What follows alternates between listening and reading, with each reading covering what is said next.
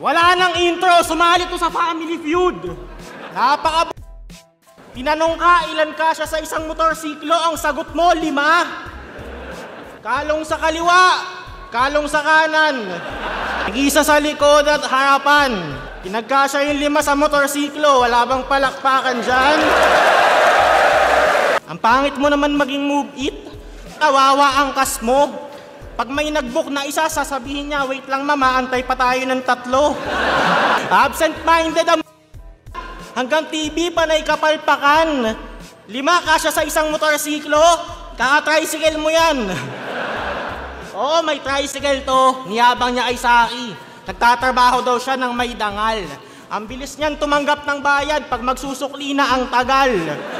Humahawak pa yan sa rosaryo bago i-start yung tricycle. Kala mo ang banal. Pag namukha naman niyang di taga doon yung pasahero, sinisingil niya ng mahal.